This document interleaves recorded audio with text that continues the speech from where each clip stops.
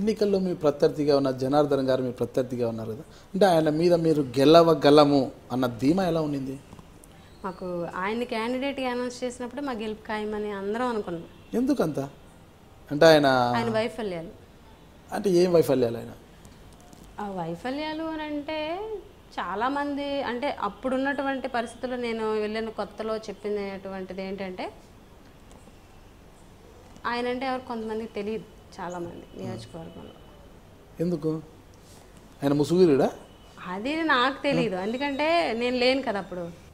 అది చెప్పడం అది చెప్పారు, అదే ఆయన వైఫల్యం అని నేను అనుకుంటున్నాను.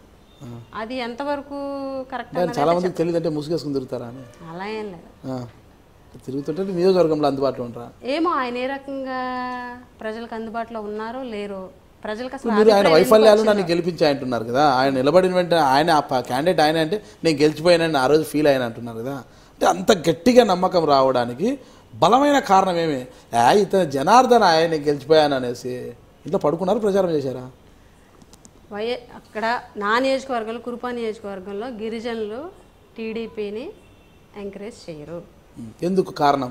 నా నియోజకవర్గం అనే కాదు, మొత్తం అన్ని గిరిజన నియోజకవర్గాల్లో కూడా రాజశేఖర రెడ్డి గారు అంటే గుండెల్లో పెట్టుకున్నారు గిరిజనులు.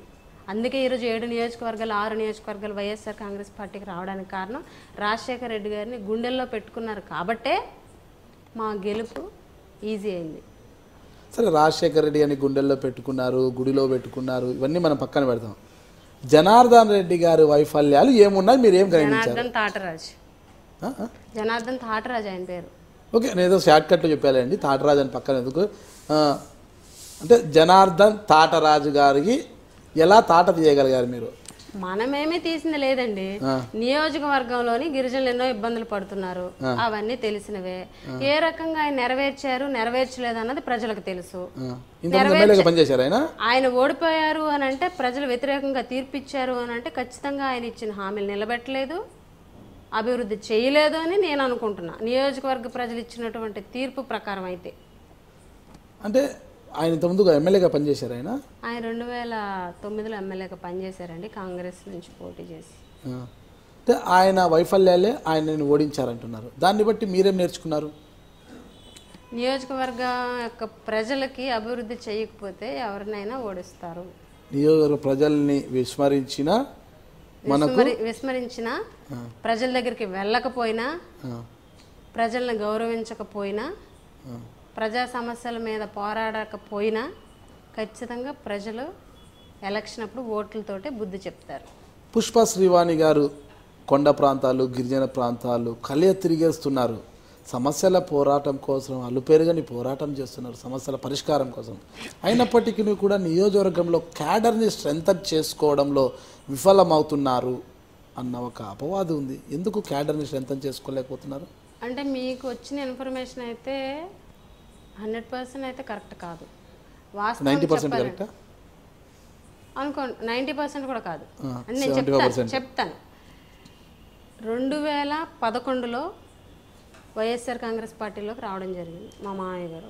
అంటే అప్పటికి నేను లేను, అంటే నాకు తెలిసినటువంటి హిస్టరీ చెప్తున్నాను. 2011లో వైఎస్ఆర్ కాంగ్రెస్ పార్టీలోకి రావడం జరిగింది. అంతకుముందు ఎక్కడున్నారు మీ మామగారు? అప్పుడు కాంగ్రెస్లో ఉన్నారు, కాంగ్రెస్ నుంచి వైసీపీకి వచ్చారు. ఓకే, అంటే రాజశేఖర రెడ్డి గారి అభిమాని మామయ్య గారు కూడా కాంగ్రెస్లో ఉండేవారు. ఆయన చనిపోయిన తర్వాత వైఎస్ రాజశేఖర రెడ్డి గారి మీద అభిమానంతో జగన్మోహన్ రెడ్డి గారికి తోడుగా ఉండాలన్న ఉద్దేశంతో వైఎస్ఆర్ కాంగ్రెస్ పార్టీలోకి రావడం జరిగింది.